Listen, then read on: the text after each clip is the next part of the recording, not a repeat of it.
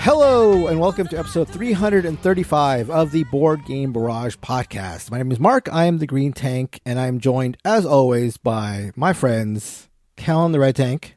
Hello. And Neil in the Orange Tank. Hello. And that very bright thing that you are seeing in your mind's eye as you listen to this podcast, it's not the sun. It's not the light bulb of imagination or innovation. It is a spotlight. And not only is it a spotlight, it is no ordinary spotlight. It is a designer spotlight, because we are going back to the designer spotlight well, and this time we are going to be talking about a Martin Wallace. Certain Mr. There's a funny backstory behind Nealon's comment about Martin Wallace, because when they were asking me who I was going to do this designer spotlight on, I'm like, oh, I got a great one, Martin Wallace. And then Nealon reminded me that we had already done Martin Wallace. So I had completely forgotten. I'd started my prep on Martin Wallace, and then only to find out that I had already done so. It's still so insane to me that can happen. And then not a slight against you. Like, that's happened to all of us at points where we're just literally like, yes. Wait, have we done that already? I mean, I'm happy to admit it is a slight against me, because it's crazy that I'd completely forgotten doing a bunch of research on another person earlier, and then like starting to do it, and it didn't register to me. Thankfully, it was early on in my research, and Nealon saved me a lot of embarrassment. But no, we are not doing Mr. Wallace. If you want to listen to Mr. Wallace, go back and listen to that episode. It's there. I can confirm that. No, we are doing a certain Mr. Cole Wehrle, designer of many, I would say, modern classics, or a couple modern classics, or at least very, very interesting games. And so we'll be talking about Mr. Wehrle later on. I'm going to guess right here that the pun that Nealon is going to use to describe this episode is going to be something along the lines of "give it a whirl." But maybe I've poisoned that pool. But that was my guess. He already had that written down. How dare you? Yeah, that's furiously scratched that out of my notes. He's not going to do your pun. He has to have his own pun, and it's going to get... So use all the like easy ones so that it becomes increasingly stupid. Oh, so yeah. Okay. Yeah. Whirlpool. What else you got? Coal mine, coal miner, coal miner, like mining for treasure of a good game design. Join the coal train. I Googled whirl puns. I'm not going to lie to you. And on punstoppable.com, the top voted... Oh, I love that site. One of them, well, so I was given the ability to fly the other day, and I decided to give it a whirl over the Pacific. What? That's the top voted one? And then the next one, let's put a fun spin on this boring meeting. That's it. That's great. Okay. Great. That's what it said. Again? Yep. Spin puns. Like, what? Pundominator.com? Punstoppable. What is the website? Punstoppable. Punstoppable. We have to give them their due. So Punstoppable. If you want excellent puns like those, go to punstoppable.com. That's where all my titles come from, actually. So yeah, we're burning more material here. So before we speak about Mr. Wehrle, we are going to be talking about the games we've played. Callan was going to start us off talking about Toy Battle. I will then discuss Subjective, and finally, Nealon will give us a review of Wild Tiled West. So, Callan, tell me more about Toy Battle, which I've never heard of. All right, Mark. I don't know. I always bring you the things that you've never heard of, so I appreciate that, even though you should have heard of this. Paolo Mori. Ever heard of him? Okay. I think I may have done a designer spotlight on him, but who can say? Yeah. You're not sure anymore these days. This is a really straightforward two-player sort of not micro war game, but abstract war game in the vein of like Caesar, let's call it, but perhaps even simpler. This is a review copy, so we should mention that. This is a review copy of a game, but you can play this game right now on BoardGameArena.com. So if this sounds interesting at all, you could check it out at BoardGameArena.com, but the production is actually like super strong. So this is a tile laying game where you're trying to do one of two things. You are trying to either get to your opponent's HQ through a connected route of your units, or you're trying to amass as many stars as required by each map through surrounding them on sort of line. So essentially on the base map, of which there are 8 maps in the game, which is Crazy Town, you are either placing a unit on the left or on the right of your HQ. And the rules for placement are that you must play in an unbroken line from your headquarters. So essentially, if someone can break your like supply line, you won't be able to keep playing going forward. You'll have to sort of patch that supply line. Each turn, you are choosing between drawing 2 tiles or playing 1 tile. So there's kind of a tempo game that's happening where you're like, shoot, how many more turns can I go before I have to start drawing tiles again? How many tiles does my opponent have? And then on top of that, each tile has a number and a special ability associated with it. So if I played a 2, you could play a 3, 4, 5, a 6, or a 7 on top of that. And those could sort of stack back and forth against each other. But the sort of special powers include, like, if you play the 2, which is this is all toy themed, hence the name Toy Battle, little toy soldier, it allows you to deploy again, essentially take another turn. If you play the 3, which is a robot, it allows you to discard an opponent's adjacent tile somewhere adjacent to you. If you play the 4, which is a monkey with a hook on him, you're allowed to play that breaking the supply chain rule so it doesn't have to all go back to your HQ. So this is a really small game of sort of going back and forth, of you extending, you getting 1 turn away from definitely winning the game, except suddenly, they've undone 2 of the things because they play a 2 and then they play a 3 and then half of your supply line is undone. But the cool thing about the 2 objectives are that one is sort of this tense back and forth, and the other is a little bit more incremental over time, because once a player takes the star tokens surrounding an area, the other player can never get those back. So those are permanent points. So you're sort of kind of going back and forth on, will they attempt to get my HQ, or are they actually trying to sneak in some star points? And then each map has sort of different not asymmetric. One of the maps is asymmetric, which is pretty weird, but all of the maps have different abilities on them and sort of different layouts for how they work. The production, it looks okay.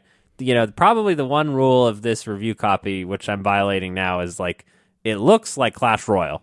Okay, the mobile phone game. They said don't mention Clash Royale, but it's Clash Royale. But it's not, because it's Toy Battle. They didn't give me that rule. I'm making that up. But again, it looks exactly like Clash Royale. The production is amazing. Comes with wood stands for you to put your tiles on. They're thick cardboard. The boards are nice. Everything about it is just nice for the level of game that you're playing here. It's like a 15-minute game. We could play 3 games, Mark, before we finish this record, while Nealon is describing whatever wild tile, blah, blah, blah, that he's talking about. We could be 2 games into Toy Battle. Nealon, I know you have played this. We have not played it together. What do you think of Toy Battle by Mr. Paolo Mori? Yeah, I've already played it on Board Game Arena, and I like it a lot. There's this pattern of these microcosm war games, and this, I think, fits that definition of Lucis, because it's very, very simple, and that's kind of what I love about it. It is just literally as simple as slap a tile down, have someone slap it out back on top of you, go down a different route, break their supply line, they break yours. Like you said, that tug of war is lovely, but I think in that simplicity is all of the charm, because it is so simple. You could teach this to practically anyone and you would have a really good time with it, I think. But there is also I don't want to oversell a surprisingly amount of depth of strategy, but there are considerations, like you said, the tempo considerations, when do you go hard, basing that on how much someone has in their supply. When do you hit them with certain abilities based on what you suspect that they probably have or have been holding back? There's some good stuff there to sink your teeth into, and that's before you even get onto the different maps. So yeah, I thought it was really solid. Yeah, this is one that I'm not sure how, I'm hankering to play all 8 of the different maps. I think it's wild that it comes with 8 maps. You could give me 2 maps and I would be a happy man for what's going on here. But it does seem rife for little expansion characters that could be fun. But again, the production is super lovely. So if people are interested in this, I would definitely pick it up just for the not toy factor, because I think that I don't want to say that, especially when the game is called Toy Battle. Nealon, to stop laughing at me. Nealon, I told you not to laugh at me. Yeah, this is $30 on Amazon. It's probably even less in other places, and the production is each person gets a little cardboard box. What do you think about that, to put all their pieces in? What do you call that, Mark? Wow. What do you call that? The lap of luxury. No, we call that a toy box, Mark. Do you know what we call what just happened? It was a layup. And what Are did you you on? do? Are you on Fucking missed. puninator.com again or something? No, actually, I didn't get that it was a toy box, and the other person I was playing with, my sister, had to explain it's a toy box, and I was like, "Oh no, please tell me it isn't," but it is. It's definitely a toy box. So, why? Yes, go ahead. Let me ask you something. So you mentioned the great production. You mentioned obviously the theme is like toys. Sure. And it's a 2-player game. Yeah. Is this a game that you'd feel comfortable? You said you played with your sister, who I know you play games with, but not necessarily like a quote unquote board gamer. Sure. Is this a game that you would feel comfortable bringing out to non-gamers, given the approachability of the theme and the production, or is this definitely a little too much? No, definitely. It's Okay. like I do think the different unit abilities might get to someone who can't handle that, but probably not because it's so cute and it's a little bit like. The duck can cover anything. What? Right. The T-Rex is a 7, so he's supposed to be the strongest, but the rubber duck can cover him up. I hate that rubber duck. Yeah. I think you could play with anyone. So, like, I've actually never played Stratego, but, like, it's, like, that level of complexity, right? Or am I just wrong about that? That's really Stratego only has, like, one unit that has, like, a power. Okay. Really. So, okay. One or never mind. two. I thought, like, every unit had, like, a different power in that. Okay. Well, I do think people compare this to Stratego for what it's Okay. worth. And I don't know that I get that personally, but, I was reading some BGG comments. Other people were comparing it to Lord of the Rings Confrontation. People were comparing it to Stratego. I would say this is easier than Stratego for what it's worth, but there isn't that many abilities in Stratego. Yeah. This Mark, did you look at a picture of this? I did look at a picture of it. Yeah. There's okay, It looks very, yeah. Yeah, okay. So you're saying people who have played Stratego would have no problem with this? Yes. Okay, Mark, look at the picture. Oh, wow. Okay, so this is, look at the picture, Mark. Okay, yeah, you got the picture up, right? Okay. Remember, all Yes. placements must go back to your HQ. Okay? So you start the game with 4 tiles, or 3 if you're the first player. Okay, I think you can. I hope you understand the difference here. And then, how many choices do you have on where you can play? Okay, think about it. Nothing on the board. Wait, I'm sorry? Oh my gosh. I've got There's 2 choices, Mark. Play left or play right, okay? If you're saying I see. that your siblings or your grandparents can't play this, I think this is a familial Mark Basada problem and not a toy battle problem. I mean, This is a actually, Masonic I'm problem. almost inclined to say that of practically any game we've ever covered, this is like probably one of the simplest to teach. Would be my. Oh, so great. my guess. That's like, great. It's really, really simple.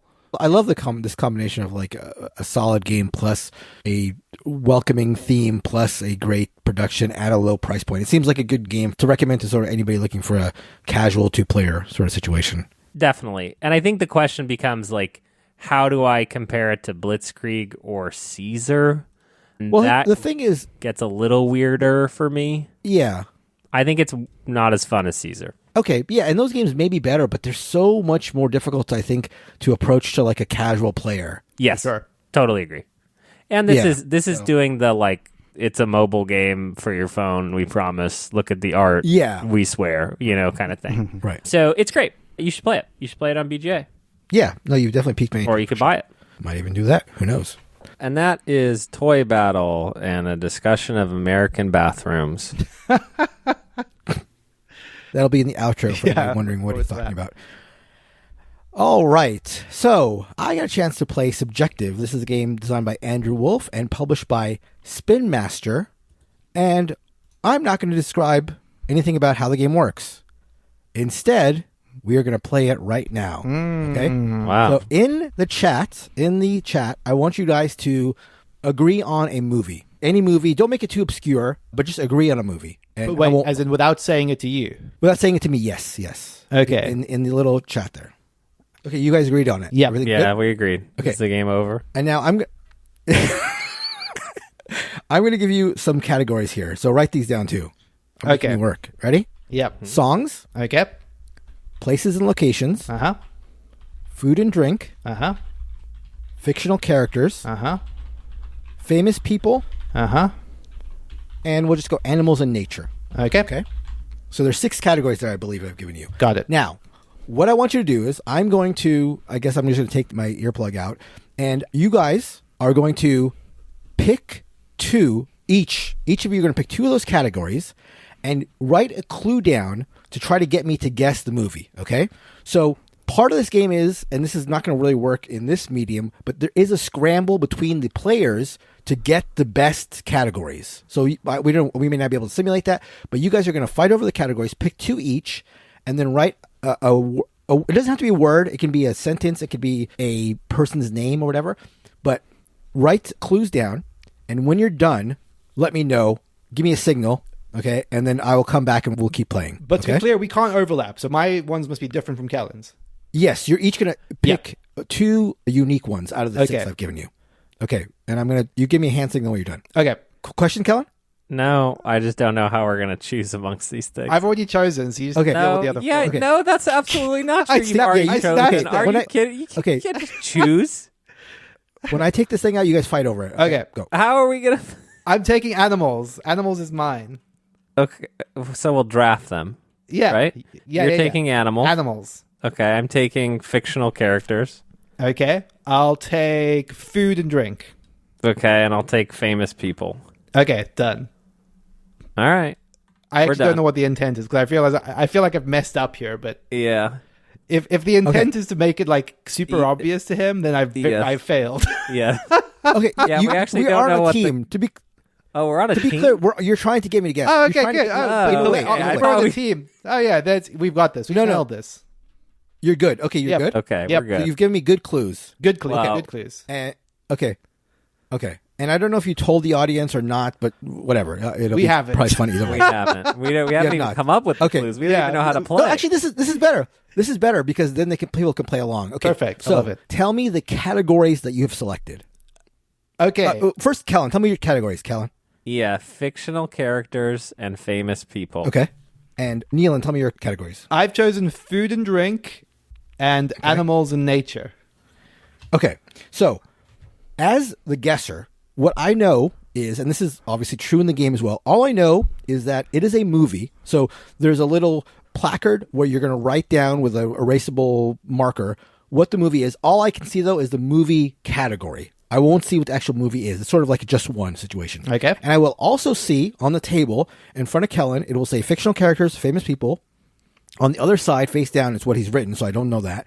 And then on Neelan's side, obviously, it'll say food and drink and animals and nature. Got it. So I will then pick one of them. So I know it's a movie. I look at these 4 categories you've selected, and I think to myself, okay, what of these is going to get me to guess the movie? So I'm going to say fictional characters. So Kellen, tell me what fictional character you've written down. So this is just a fictional character from the movie. Why are you laughing, right? Because I feel like we're gonna get there in one. Yeah. No, this is part of the charm of the game, so don't worry about that. Okay, go. fictional character, Neo. Yeah. Okay, great. So I'm going to guess Matrix. Correct, Okay. I assume? Yeah, correct. Okay, so I would get a point there, and Kellen would get a point. Now, here's the hook of the game. Now it changes to me, based on the categories you've selected, guessing what you've written down. Okay. Oh, this is cool. Okay. You good. see? Okay. I'm on board. I thought this So- was not a game for a second. Okay, see? Relax. Okay, so famous people, I'm going to say Keanu Reeves. That's right. Correct. Okay, so you and I would get another point there. Love it. Food and drink, Neelan, I'm going to say food and drink. God, Good luck. I think I have a guess if he doesn't. Okay. I know I know exactly what I was thinking when I picked these, so I hope that we can just dial in here. That is no solace to me, by the way, that you knew what you were Can I thinking. guess? I don't know how that helps me. Okay, let me guess one. A pill? I don't know. A pill. That's not right. So, Kellen, guess. Steak. Steak. Oh, yes. Okay, that's a good one. That's good. And animals in nature? Oh, maybe a cat? Black cat? Cat? Oh, that's a good Isn't there a cat? guess. A rabbit. Okay. Rabbit. Yeah. Oh, what was a rabbit? I don't care. It's like the Doesn't white matter. one of the white rabbit. The whole like motif. Yeah. Oh, right. That's right. Okay. So anyway, in that case, I've Neil, won. Kellen and I would have 2 points. I knew okay? everything. And What are you Neelan- talking about? Neelan would have How do would we have 0 the same? points in this case. I would get Because 0 I guessed points them. 'cause I didn't have to work. That's my great clue. I didn't have to work. I got them all. Anyway, so that is the way that subjective works. So there are much more categories. There's careers, places and locations, songs, a whole bunch of categories. And that's basically the way it works. You're going to have somebody pick one of those categories. And so movies could also be a category, for example, if you picked television as the subject and you wrote down a television show like Sopranos or something, movies could then, instead of being like a category that was guessed, it could be a category that somebody would use to give you a clue. You could write The Godfather or something like that. So they're both the categories of the answers and the potential clues. That's correct. Yeah, that's okay. correct. And there are something like 16 of these categories. And the game just works the way we've played it. You have a clue you're trying to guess. All you know is the sort of subject. And then the players at the table, depending on player count, they'll take either one or two of these placards and they'll, scramble for the ones they think are the best. They'll write down the words. The guesser will keep guessing until they get it right. And then at that point, they're trying to go through all the remaining clues and try to guess what the clue giver has written down, and you get points based on that. I think that this is fantastic, but I will say, I'll give a caveat here that I've played this game now with 2 different groups, and everybody has liked it, but nobody seems to like it as much as I like it. So I may be like an outlier in terms of how good this game is, but I think this is a fantastic party game. I think this came out a couple years ago. Yeah, 2023. And I guess there's so many party games that it shouldn't be shocking that I haven't heard more about this, but I just think this is fabulous. I think it's like hard to imagine that this wouldn't be a hit in like our groups, just because it reminds me of so many games that are similar. Yes. Like it's got, yes, like I said, there's for sure. just one in there. There's a little bit of, what's the one where you're both trying to like come up with the same clue? Like there's like Minds and the other one that we liked from a few years ago. There's like a lot of just like good DNA and like the idea. I think it's solid. And so, again, as I've hopefully shown to some degree, super, super simple to teach, just like really easy to describe. I mean, again, nobody's liked it as much as I have, but I give this like a wholehearted recommendation if you're looking for a new fun party game. And it plays best with more players, but, I think even at 3, again, hopefully, as we've shown a little bit, it can be, I think, quite fun as well. So anyway, that is Subjective by Andrew Wolf and published by Spin Master. So I'm going to talk about Wild Tiled West. This is a game by Paul Dennen, who is one of my favorite semi-prominent recent designers. He of Dune Imperium and Clank and Eternal Chronicles of the Throne. And this is also published by Direwolf. This is a polyomino Euro game. And it's one of those games that kind of is doing a little bit of everything. And not to bury the lead, but that is maybe part of my problem with it a little bit. But I think the core of everything that it's doing is quite solid. So in this game, you have a big array of polyomino tiles that you're drafting from. They are arranged onto like 2 separate boards with numbers around the edges of those boards. And what you're going to do in every turn of the game is roll a bunch of dice, place those dice on the numbered spots around the edges of these drafting stations, let's call them, and those will determine the tiles that are available for players to pick. So on my turn, I pick one of the dice, I take a tile from the little depot closest to it, and that's the tile I'm placing my turn, and then I remove that die. Then the other player gets to choose from the remaining dice, and so on until everyone's picked one tile. There are some ways, depending on the configuration, to pay gold, which is one of the resources, like skip down the row of tiles if you don't exactly want the one that's right next to specific dice. Some tiles have costs associated with them in gold as well. And then you're going to place that tile onto your board, into your little Wild West settlement. And the aim for doing all of this is to accomplish a host of different things. You're trying to get pickaxes by covering those spots on your board in order to increase the gold supply you have available each round. You're trying to place gangsters, or more correctly, you're trying to shoot gangsters by placing sheriffs. Anytime you place a sheriff that's in line with a gangster, and if you have a bullet to spare, you kill that gangster and it gets a little tombstone, which will be points at the end of the game. You're mining gold along the way, which is just gold you can spend throughout. You're trying to build out these little arrangements on your board to fill out towns, which score you points. The earlier you do that in the game, the better, and so on. So there's a whole host of different objectives. Some of these polyomino tiles have different icons on them. Some of them are just buildings that give you special powers, whether they be immediate, passive powers, end of game scoring. And on top of all of that, you have like a end of game scoring card that you're choosing right at the start of the game that's going to kind of give you some sense of a direction, a strategy to home in on. So for example, in one of the games I played, it was just acquire tombstones. So the reason you wouldn't ordinarily accrue a lot of gangsters, which is something I vaguely alluded to earlier, is at the end of every main round of the game, of 4 rounds of the game, I should say, there is a tussle. And whoever has the most gangsters on their board loses the tussle and they lose points. Whoever has the least gangsters wins the tussle and they gain points. So that's kind of one of the bigger core interactions in the game, in as much as, any drafting game, I guess, is by design an interactive component if you're like making sure you're drafting stuff that other players need or don't need. But at the end of every round, you are directly competing. And it is very much the intent at all points to be like, okay, who has how many gangsters? You're very much just trying to like edge up on people, because that big point swing, which gets bigger and bigger as the game progresses, can be very dramatic. At the end of the game, the last tussle is going to be a 5-point hit and a 5-point gain to someone, which could be quite a big difference in the context of what like say about 100-point total. So definitely stuff you're contending on, but it is largely a game of building out your polyomino grid, acquiring a whole bunch of different resources, and using them for one of many different varying strategies depending on what you're going in on. And that is kind of the whole gist of it. In some ways, it is kind of a little bit surprising as a Paul Dennen game for me, because I kind of feel like a lot of his games have been quite inspired, the ones that I've sort of played of his recently. This feels a little bit more prosaic by like comparison. It's good. I don't want to say it's not good. Like, I think it was quite solid. It's very accessible. Like, if anything, I would say that this is quite accessible to anyone that has a small bit of experience with strategy board games. But it was a little bit unspectacular to me. It's one of those games that it's like you can't help but like it, and you'll probably have a good time with it, but you're not going to come away moved by it. So that was a little bit disappointing for me personally, as a big fan of Paul Dennen's designs. But again, I don't want to underplay that this is a solid game, if just a unexciting one.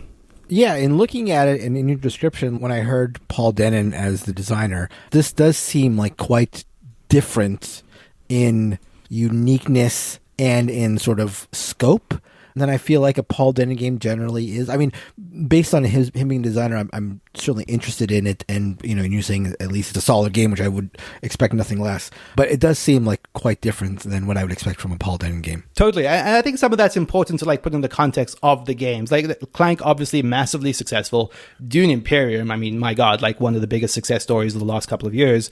And Eternal has been on my top 50 pretty much since release. So like, it's been a consistently high bar that he's met pretty consistently. So, if this one falls a little bit short of that, I'm not going to hold that against the guy by any stretch. But one thing that did highlight for me is a little bit of like what I like in my polyomino games and what I don't. Like, I kind of feel like I'm okay when they're a small part of a much, much bigger game, which is kind of the Feast for Odin thing, or where like they're a much bigger focus, which is kind of like the patchwork thing. Like, if we think of those like the like two ends of the polyomino scale, this kind of like wants to fit somewhere in the middle and kind of doesn't really feel as solid as of a polyomino game, like by design, So yeah, that is a Wild Tiled West by Paul Dennen and Direwolf. Before we move on to our designer spotlight, just another shout out that if you like the show and you're interested in more content and accessing more super fun people to talk to, you can join our Patreon at patreon.com/boardgamebarrage or boardgamebarrage.com/Patreon. We release bonus episodes every other week, and we have a really lively and very fun Patreon channel in our Discord. And even if you're not going to join our Patreon, I would encourage you to join our Discord, because there's a ton of really cool people there. But as we all know, the coolest people are in the Patreon bonus channels, where we really get down to brass tacks and don't censor ourselves at all. So you can find that again at boardgamebarrage.com/Patreon or patreon.com/boardgamebarrage. And if you channel, I just wrote Concordia mostly boring.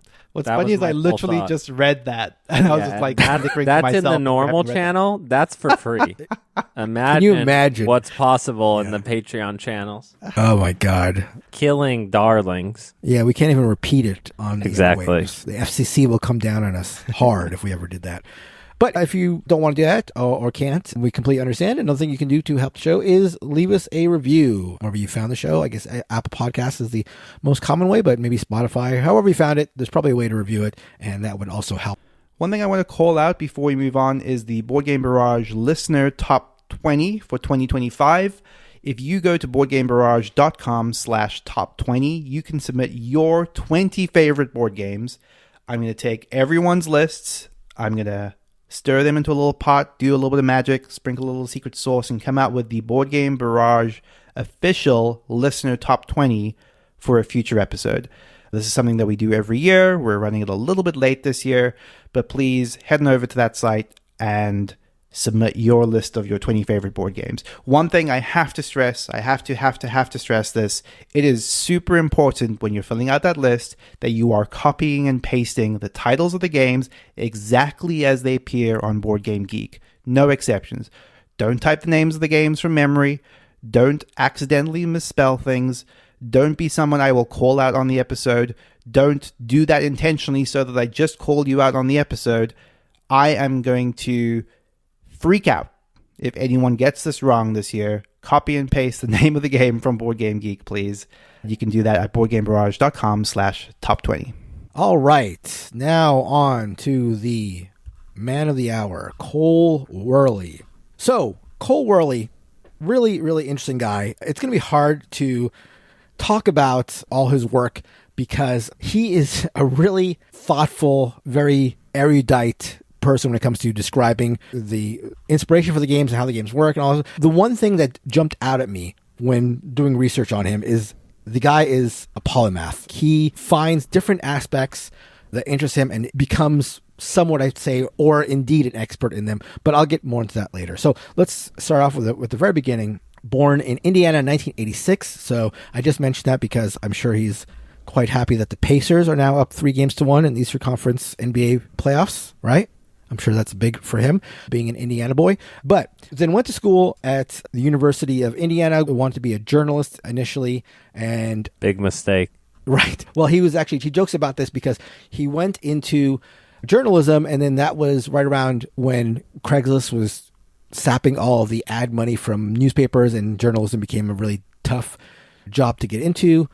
Transitioned into getting his master's and PhD in English at the University of Texas, and was getting into academia, as they say. Yes, into academia. In the field. Right. And was thinking about becoming a professor. Again, was an English major. He wrote his thesis on time and space in the British Imperial Imaginary. So even though he's an English major, has always been quite interested in history. I wanted to download and read his thesis, but it is 187 pages long. And while it seems really interesting, I did not have time to do that. So while at Indiana and at University of Texas, I think more at University of Texas while he was getting his master's and PhD and doing all this work in history, he was often teaching students, and whatever the subject was, he would look up, because he was a longtime game player. He said that, as a kid, he played like a bunch of video games.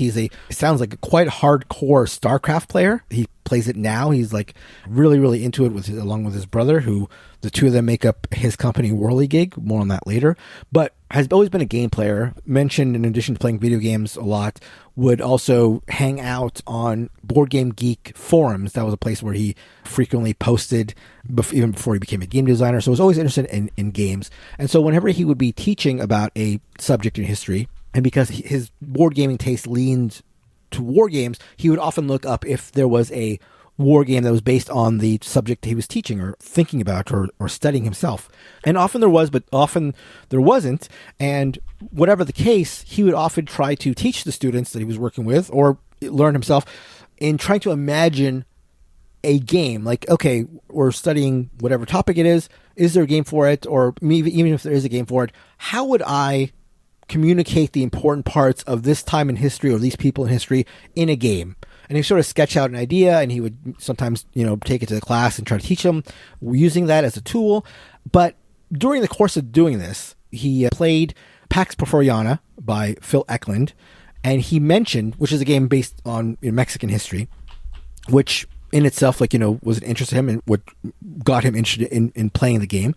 And then he mentions that at the end of, and Phil Eklund is a very controversial figure.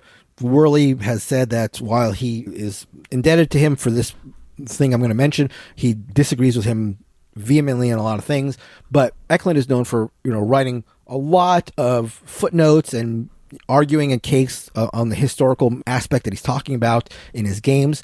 But he said that Eklund, at the end of the rule book for Pax Porfiriana, had a little note saying, hey, if you are interested in this historical time period or another historical time period, like, why don't you make a game or use the Pax Porfiriana setup or the mechanisms and make your own game? And he said that like lit something in him and made him realize that, like, you know, again, while he disagreed with the way Eklund was arguing his case, this game that had a very dynamic and aggressive position. It was like a living, sort of breathing argument, historical argument.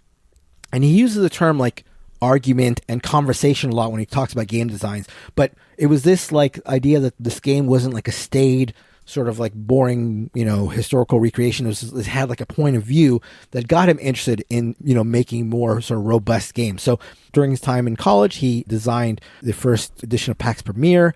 And I think it was that time when he was also working on Infamous Traffic and John Company. They may have also been released. But, you know, he's doing all this academic work and getting a PhD and getting a master's and all that stuff. And the academic jobs are sort of drying out. There aren't very many positions available, and the market is not doing really well.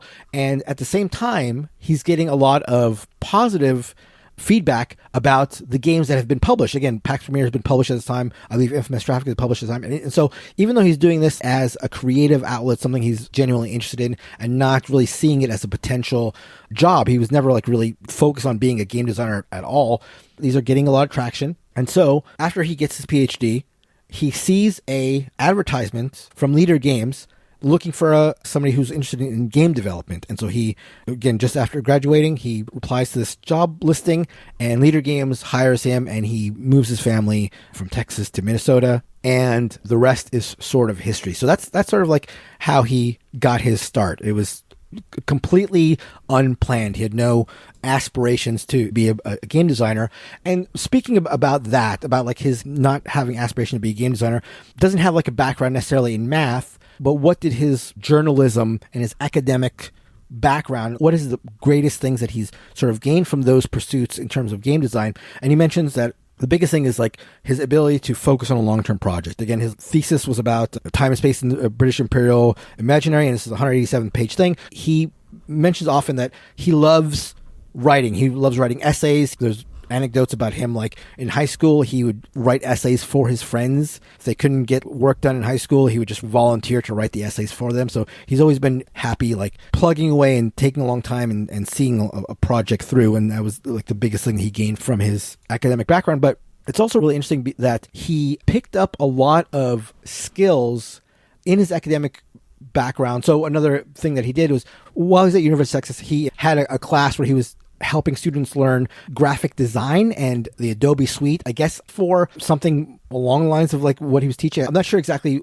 why he was doing it, but for some reason he was teaching students graphic design and really, really got into the Adobe suite. And it's like a skill set that he relies on even today. And he says it's like a really vital part of his success. He said that an important thing for him is being able to do everything himself and not have to like ask a graphic designer to work on something and then wait for it to come back to him. He likes the ability to affect games and iterate. This is another big thing for him, is like the iterative loop is a thing he talks about quite a bit, where he has a game design. He mentions that when he has an idea for a game, what he wants to do right away is get a really basic version of it printed and on the table using pen and ink and just get something out there. And then he likes to iterate over and over and over and over and over again. But part of that is being able to write well for like rules drafting and to do graphic design, knowing the Adobe suite of things. So he can work without having to consult other people or go on their time frames. And this is where I'm talking about him being a polymath. He has a bunch of things he's interested in, a bunch of skill sets, and he really dives deep into them and brings them all together to work on these game designs. So let's talk about his game design. So again, first we had PAX Premier, Infamous Traffic, and John Company. These are games that he designed, I believe certainly PAX Premier, but right around when he was a student and had these designs for other companies. Sees the job offer, goes to Leader Games, and is working with a creative on their next game. And they had just done Vast, which is a game of asymmetric factions. It's a game that takes place in a cave, and one player plays the cave and another player plays the adventurers, and each person playing a very asymmetric faction. So Leader Games brought him on, and they were talking about other asymmetric games that they were sort of interested in. And Wehrle, again, has a background in war games, and he was trying to figure out, they wanted to do another asymmetric game, and he was thinking about asymmetric games in the war game world and thought about coin games and the fact that coin games are very asymmetric. And as people listening to this might have already guessed, this is what led to Root. There's a lot of really interesting things about the design of Root. One interesting anecdote that I thought was fun was he was talking, when he's thinking about designing this game, people were telling him that folks would not be into a war game. Like, there's obviously a war game market, but the larger market wouldn't be interested in a war game because it would be too aggressive. And he says that, like, people say that, but then when he looks at the types of, like, movies that people are into and the types of video games folks are into, they tend to be aggressive. There's a lot of meanness to them, was the word he was talking about. And so he's thinking a way of dressing it up. And Blood Rage was a game that he was thinking about at the time, because Blood Rage is a game that looks really mean, looks really aggressive, but actually is sort of like basically a drafting game. You know, drafting is the core, and it's pretty Euro-y in that respect. Whereas Root, he sees Root as sort of the inversion of Blood Rage. Blood Rage is a sort of softer game, for lack of a better term, that looks really mean. Root is a mean game that looks soft, and that is obviously courtesy of the art and the woodland creatures that are the theme of the game. But he was always looking for it to be a sort of a wargamey thing. And so, in taking inspiration from the coin games and talking to Patrick Leader, the owner of Leader Games, they're trying to figure out what factions to go with. And in coin games, you'll often have a government player who plays as the incumbent power. And that was what is that? It's the cats? The cats, yeah. In Root? Yeah. And so this was also, I think, a sort of interesting thing. In coin games, you often have a government player and you'll have an insurgent player. And then those are the two factions. And then each of them will have another faction that sort of like works with them, but is maybe a little like more extreme. And so they kind of have an allied second faction for each side. So when it came to Root, he had the government faction, he had the main opposition faction, which I guess is the Birds.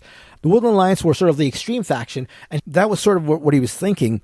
But I guess 4-player games are where you sort of want to be when it comes as a publisher. And Patrick Leader was telling him you want to have 4 factions. And so I think it was Patrick Leader. Wehrle was happy to go at that point and just make it a 3-faction game. But Patrick Leader said you should really sort of have a 4th. And then he came up with the idea for the Vagabond.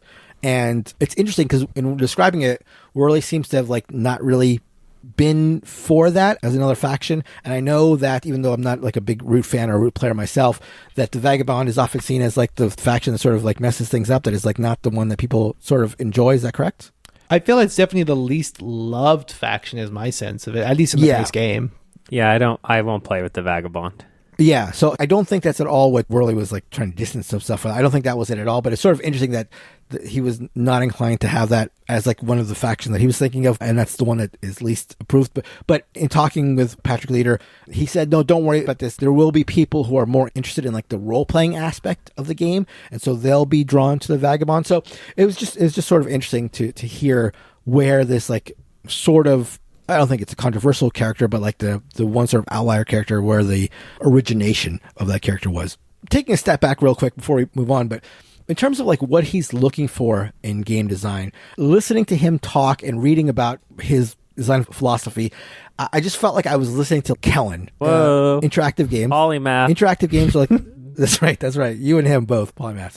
Interactivity is really important to him. Risk management, him talking about a lot of different aspects of his life and in game designs. He'll use a lot of risk-based language. He'll often talk about betting on things and like, you know, how much risk is involved. There's a lot of like gambling talk in terms of what he's talking about.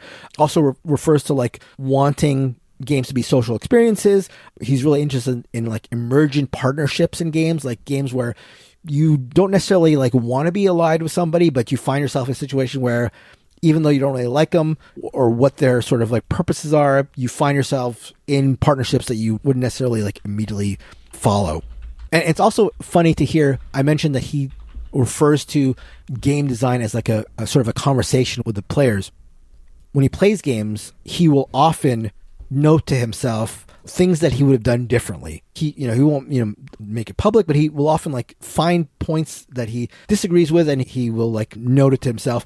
And he likes the idea of players giving him feedback. He sees games as a conversation where if something's not right or things don't work right, he wants that feedback. He doesn't shy away from that. And playtesting is obviously a huge, interesting aspect in his game designs, and maybe I'll touch on that later. But in the Kellen vein of things, he was also talking about what he doesn't like about modern game design. And again, this is along the lines of like him seeing games as a conversation and feeling like he can take criticism and wants to sort of like give constructive criticism. But, he was talking about how games nowadays are sort of sanding all the edges off. He's, talking about how games are like track Euros. The growth of like track Euros is what he sort of calls a lot of games that sort of fit that soft Euro aspect, and doesn't really enjoy that type of game in general. There was another anecdote about somebody that works with him. Somebody in his team had just played Tapestry, and he asked them like, "Oh, what do you think of it?" And the person said like,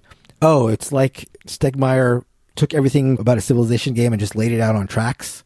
And like, I was playing it and just started moving up on tracks and didn't know what it meant."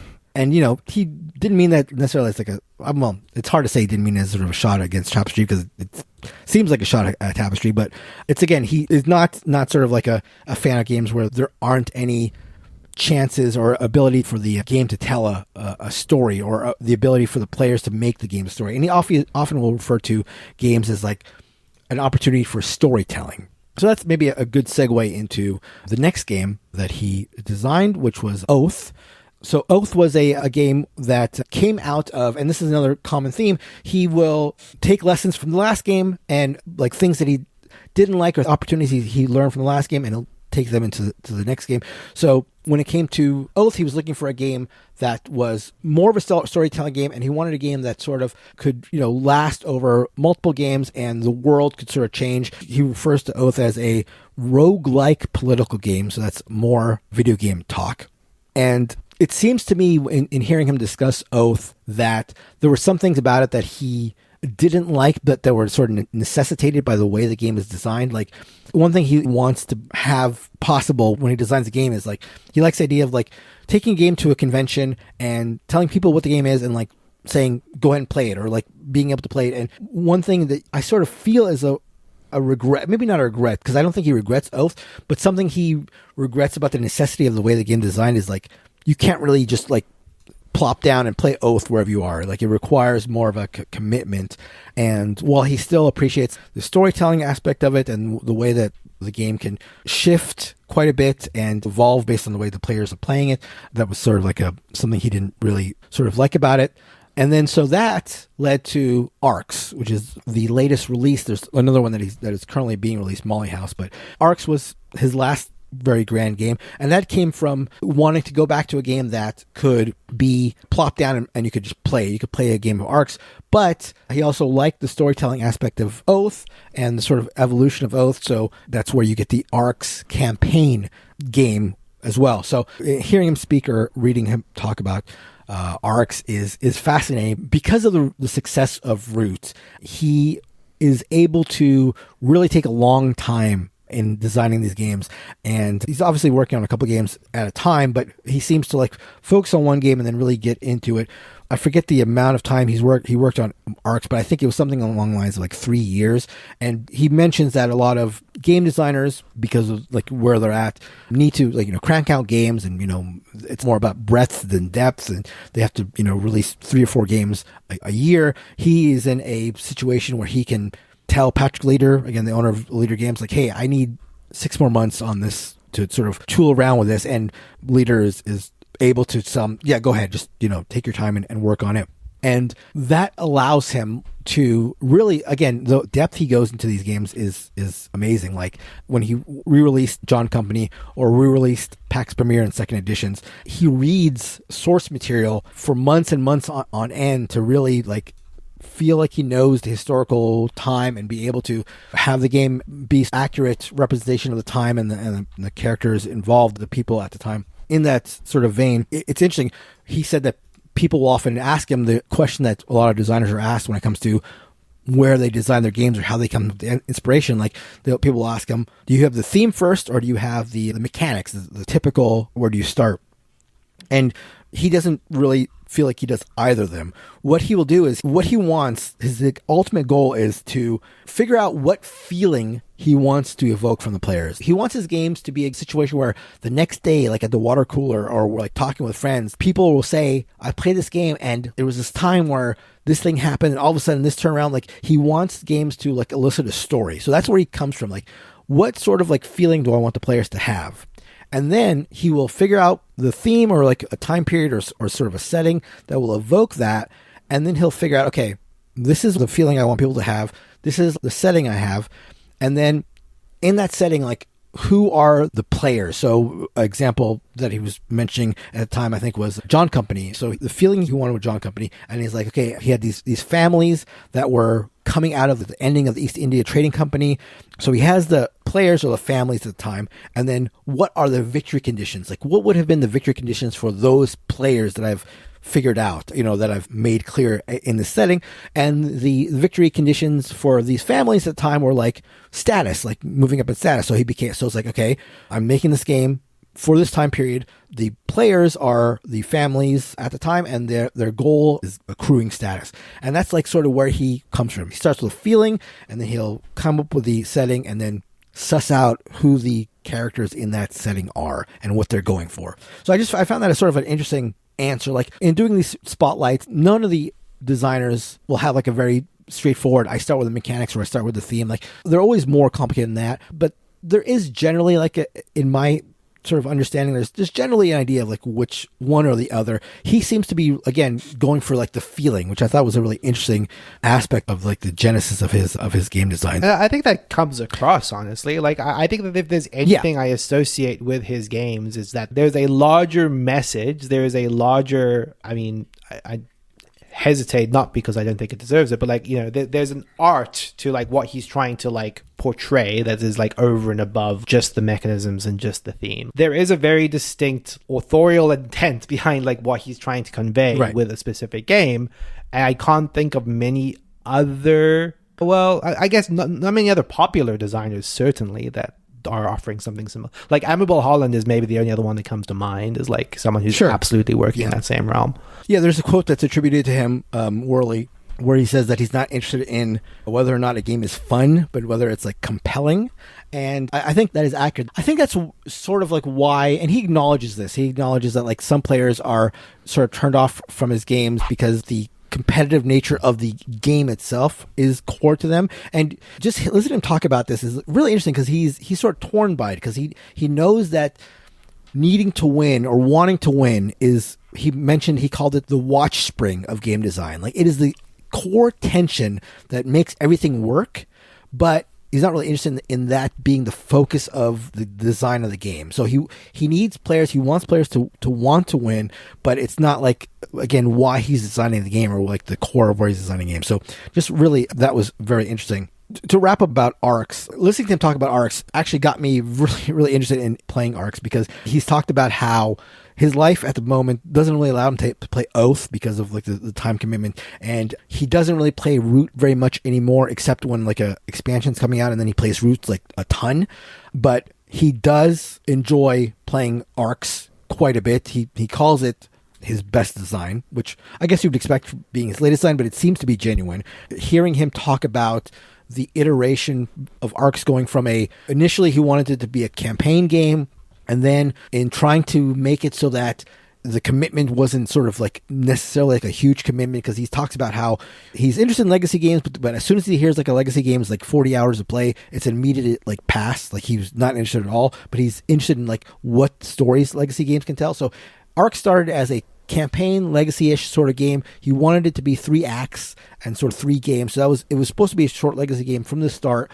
But then as he's playing it with his playtesters, and they're sort of enjoying single games on their own, people like around him are saying, oh, you know what, actually, why don't we just play this game? Like, just have it as a single game, and we can sort of like present it easier and stuff like that. And so he tried to transition from the legacy game to a single game, and then found himself again wanting it to be a legacy game. And then so the game is iterated from being initially a legacy, like campaign game, not legacy, campaign game, to a single game, back to a campaign game, and then he found himself in this sort of situation where he's sort of torn, and it's sort of both. It's going from one to the other, and then that's where they decided to make it a single game and then a campaign game, sort of like in two separate boxes, and so people could go either way. But it was just the design that was involved in making this game go from one aspect to the other, to back to the first, and then sort of splitting the two. And I mentioned the polymath thing. Like, there are interviews with him where he's talking about creating Python scripts and running all these numbers. And again, he doesn't have like a math background, but he has become interested in this like computational, like mathematical analytical part of game design, and he's dived into that, and now he runs scripts and writes code to work on that. And while he's making these games that are trying to evoke a feeling from you, he does know that the bones need to be sound. So there's a lot of talk about how he came up with the combat system for Root. Like, he had a much more complicated combat system that was sort of like wargamey, and then realized that was a little too cumbersome. But he knew what the percentages were. Like, he knew exactly like where he wanted the results to come out, and then found the much more simple sort of 2 dice system that is the Root battle system. But again, hearing him talk about Arcs and how much he cares about it, and he's referred to Arcs as the first game that they've designed with expansion possibilities in mind, which is funny when you think about how many expansions there are to Root, but that was never a plan for Root. But Arcs, he's very interested in expanding it and sees a lot of potential for it. So I gotta say, like, I put Arcs immediately on my wish list because his passion came across, and I found myself very, very interested in playing Arcs as a result. If anything, like, I'm not surprised, because I mean, it's still relatively new, but like, yeah, I think you would absolutely enjoy it, and I think you should definitely check it out for sure. Yeah, I mean, although in the same breath, I will say that I'm not a huge fan of Root, and I did also bounce off of Oath and also John Company. I'm like, there's not really many of his games that I really enjoy, but again, the passion and the knowing the background for Arcs has got my interest quite piqued. I'll just wrap up with Molly House, which is a game that is on his Whirligig game publishing label, which is co-designed with Joe Kelly, who is an English designer who was very interested in the time period, which is 18th century London, gender politics. Again, another game that is steeped in historical period. He's got another game that, again, I was reading a bunch of interviews with him and a bunch of stuff that he's written that span years and years and years, span from his college days to his now releasing Molly House.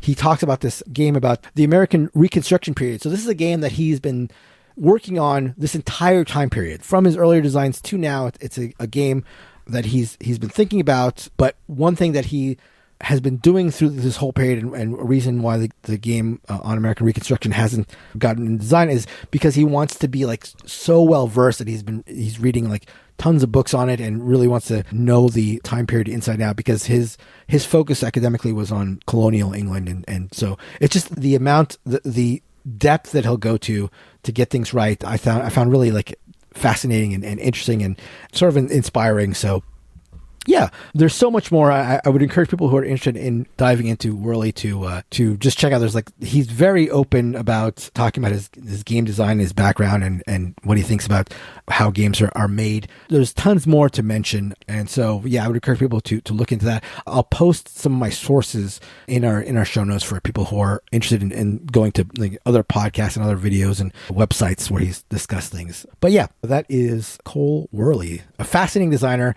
I wish I liked his games more, because I just listening to him and reading about him was so inspiring. But yeah, I think it's one of those things for me where it's like, despite like, I think I'm on the same page, and as I do really like Arcs, but it is that's probably the high point of Cole Wehrle's career for me personally.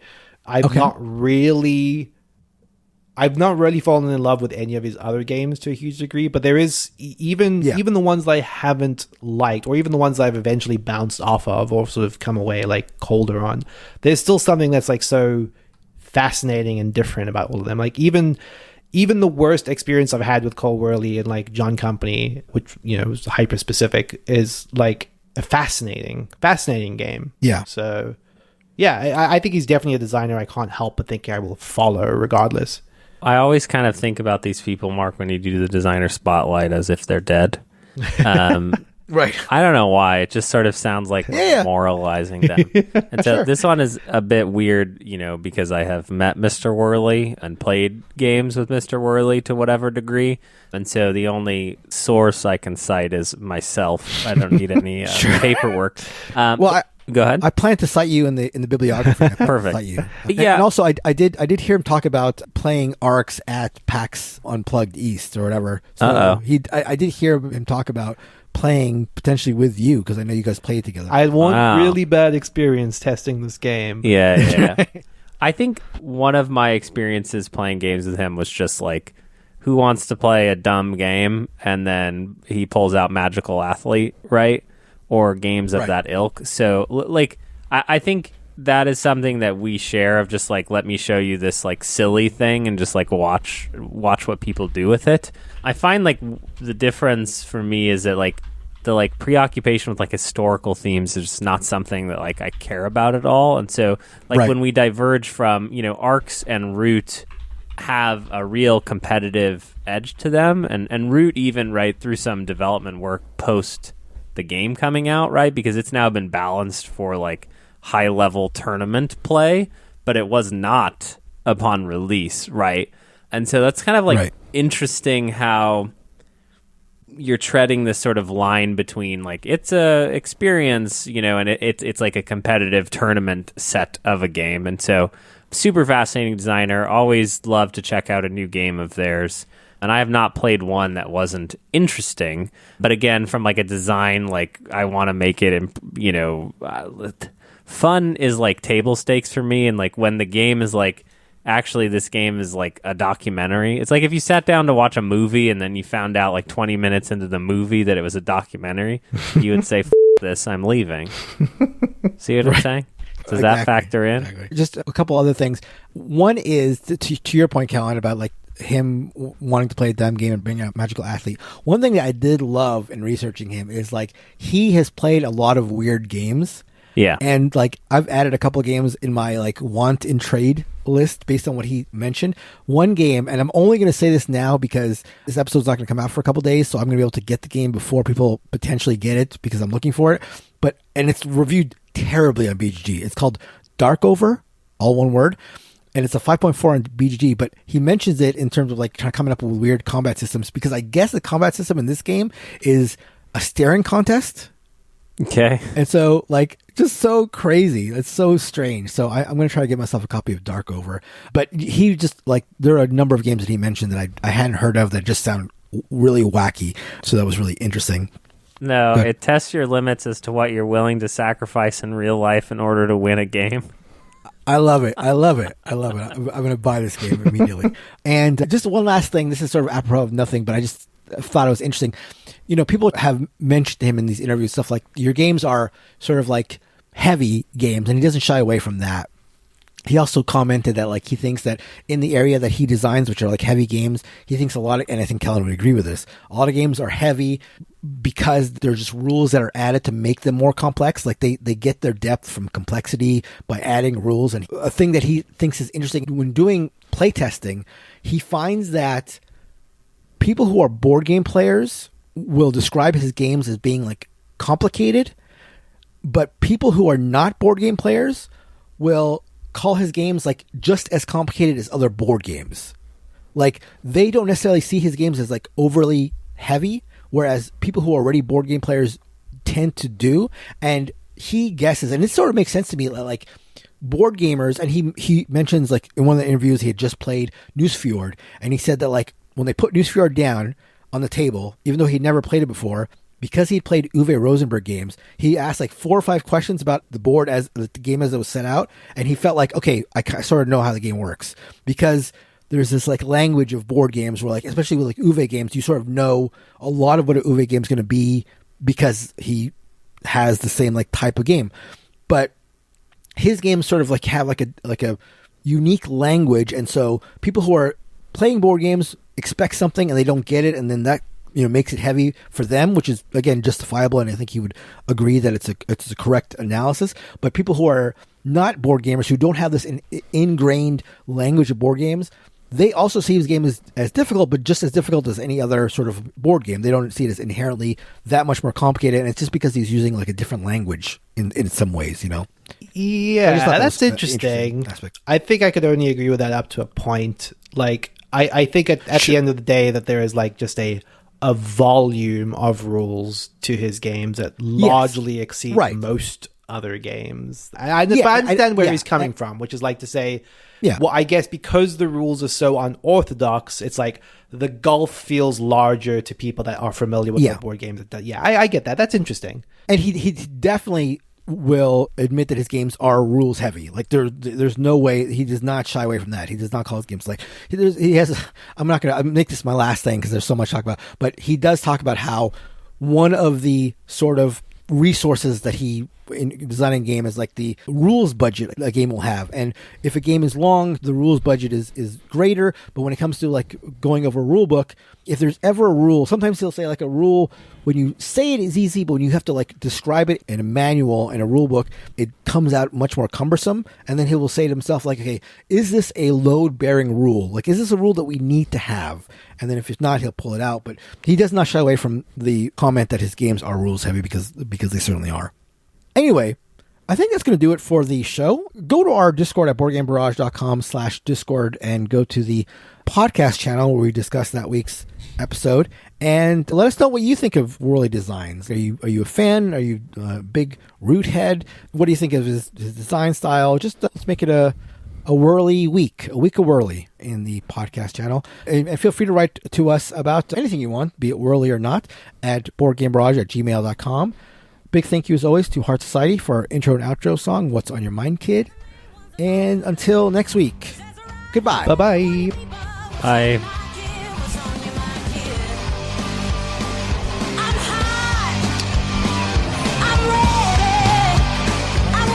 I have an America question. Are bathrooms in your house restrooms? Yes. In terms of, I mean, you would call them use restrooms. those I would, yeah. Yes, I would.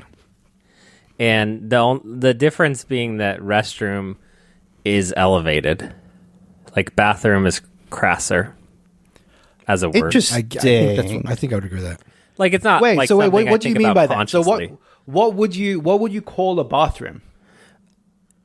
No, I would call it a bathroom, but like No, if I was sorry, trying to I mean, impress like- a girl on a date, Yeah. I wouldn't You say might say I'm going restroom. to the bathroom. I would say I'm going to the restroom. Interesting. That's very interesting. I wonder more where that explanation. comes from. Because like in my need more head, yeah, go for it.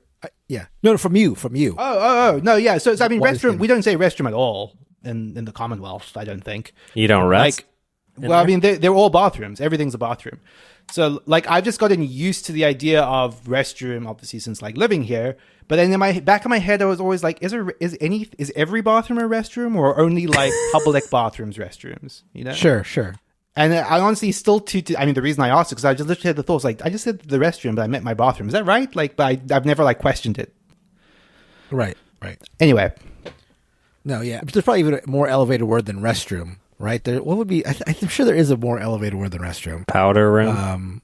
Powder room, maybe, or something like that. So it'd be like powder room, restroom, bathroom, John, and like that's like the hierarchy. I think. interesting. Along those lines. I can't. I'm genuinely surprised at the idea that bathroom is like considered lower register than restroom. I think so. interesting That's to me. how I would sort of take it. I never thought of like if there actually was a distinction. I don't think there is a distinction. Kellen, did you do a final and that was?